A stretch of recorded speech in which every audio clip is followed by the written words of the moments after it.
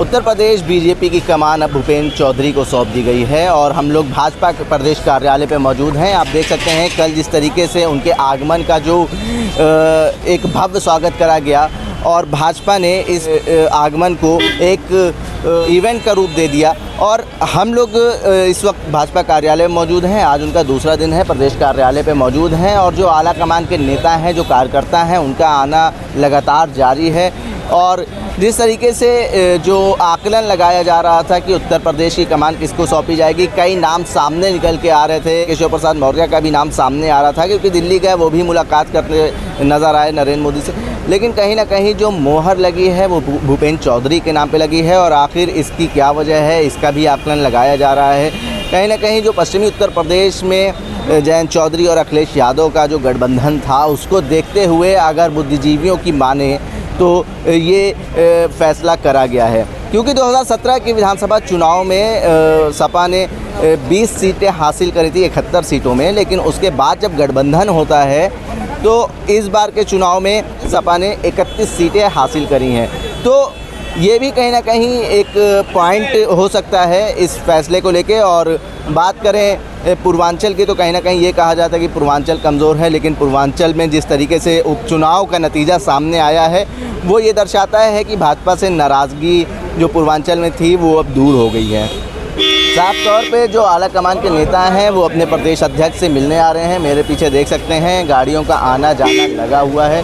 जो सांसद हैं, जो मंत्री हैं, वो भी यहाँ पे मौजूद हैं। हमारे पीछे आप देख सकते हैं। हमारे साथ कैराना से प्रदीप चौधरी सांसद जी मौजूद हैं। और किस तरीके से देखते हैं सर, वेस्टर्न के हाथों में एक बार फिर से प्रदेश की कमान चली गई है, क्या ये लोकसभा चुनाव को देखते हुए करा गया है फैसला? भारतीय जनता पार्टी हमेशा व्यक्ति के व्यक्तित्व को देख करके और उसके अनुभव को देख करके निर्णय करने का काम करती रही है। उसी परिप्रेक्ष्य में भूपेंद्र जी का चयन प्रदेश अध्यक्ष के रूप में हुआ है क्योंकि उनको बड़ा अच्छा लंबा संगठन का अनुभव है और आगे आने वाले समय में पार्टी को कैसे और मजबूती मिल सके। पार्टी पिछले चुनाव से, कई सारे चुनाव से बहुत अच्छा प्रदर्शन करने का काम करती चली आ रही है, लेकिन आगे और भी पार्लियामेंट के चुनाव में कैसे अच्छा प्रदर्शन हो सके, उसी के निमित्त भूपेंद्र जी का चयन हुआ है। और मैं समझता हूँ कि उनके नेतृत्व में जो पार्टी काम करेगी, अच्छा परिणाम निकालने का काम करेगी। आप भी वेस्टर्न यूपी से बिलोंग करते हैं, काफ़ी नज़दीकियाँ हैं आप दोनों के बीच में। कैसा स्वभाव है भूपेंद्र चौधरी जी का और एक एक कार्यकर्ता उनकी तारीफ करते हुए नजर, क्या वजह है इस चीज़ की? बहुत अच्छे से, क्योंकि वो जिलाध्यक्ष भी रहे हैं, क्षेत्रीय अध्यक्ष भी रहे हैं और बहुत अच्छे तरीके से उनका आना जाना रहा है। हमारे पार्लियामेंट का जब चुनाव लोकसभा का हुआ था, उस पार्लियामेंट के चुनाव में भी उनकी जिम्मेदारी उधर ही रहती थी। वो लगातार लोगों के बीच में, कार्यकर्ताओं के बीच में, संगठन के पदाधिकारियों के बीच में आना जाना उनका लगातार रहा है। बहुत अच्छे से उनके संगठनात्मक रूप से पार्टी के कार्यकर्ताओं के साथ बहुत अच्छे संबंध उनके हैं और उसी के निमित्त उनका चयन होने पर कार्यकर्ताओं में खुशी है जी। खुशी का माहौल है और अच्छे उत्साह के साथ उनको देखने का काम कर रहे हैं। बड़े उत्साह के साथ लोगों ने, बड़े दिल्ली से लेकर के लखनऊ तक की जो सड़कों पर लोगों ने उनका उत्साह के साथ जो स्वागत करने का काम किया, ये उसी का एक परिणाम। भूपेंद्र जी पंचायती राज मंत्री से इस्तीफा दे दिया है और अब किसके हाथों में कमान जाएगी, ये एक बड़ा सवाल उठता है। ये तो कह नहीं सकता है, तो सरकार का निर्णय है किसको आगे आने वाले समय में इसकी पंचायत राज विभाग की जिम्मेदारी मिलेगी। ये तो आने वाले समय में मुख्यमंत्री जी का अधिकार है, वो अपने अधिकार का प्रयोग किसी न किसी अच्छे व्यक्ति के रूप में करेंगे। एक बहुत जो गठबंधन था सपा और आरएलडी का, वो जो कहा यह जा रहा था कि काफ़ी प्रभावशील है पश्चिमी उत्तर प्रदेश में, तो ये प्रभाव को तोड़ने के लिए ये फैसला करा गया है। एक अच्छी पकड़ है पश्चिमी उत्तर प्रदेश में भूपेंद्र चौधरी जी की, क्या असर रहेगा इस गठबंधन पर उनका? नहीं, देखिए, ये अपना पार्टी का एक स्टैंड होता है और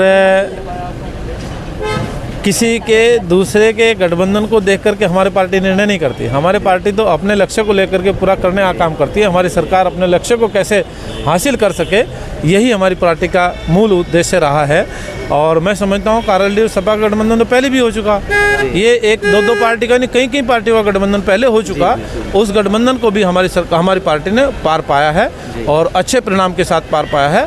आने वाले समय में फिर से अच्छे परिणाम निकाल पाएँ, ऐसे कार्यकर्ता बड़े मन से लगे हैं। पश्चिमी उत्तर प्रदेश में 2017 में 20 सीटें जीती थी सपा ने और इस बार जो है 31 सीटें जीती हैं 71 सीटों में से, तो कहीं ना कहीं ये प्रभाव था जयंत चौधरी का। नहीं, ऐसा कुछ नहीं है, ये तो कहीं नेगेटिव फैक्टर किसी न किसी कारण का बन जाता है, लेकिन ऐसा नहीं है कि कहीं ऐसी स्थिति हो। ये तो कहीं ना कहीं थोड़ा बहुत हार जीत का खेल चलता रहता है, लेकिन अल्टीमेटली बहुमत के साथ पार्टी को समर्थन उत्तर प्रदेश की जनता ने उत्तर प्रदेश के चुनाव में दिया है।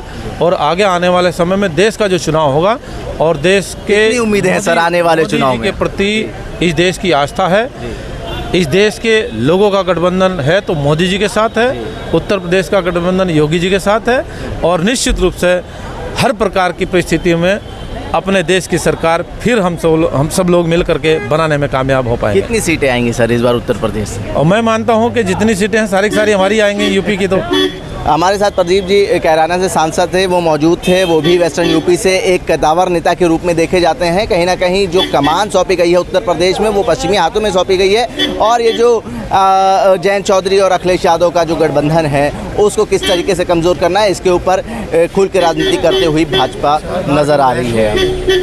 जनसंदेश टाइम्स के लिए आके मिराज खान।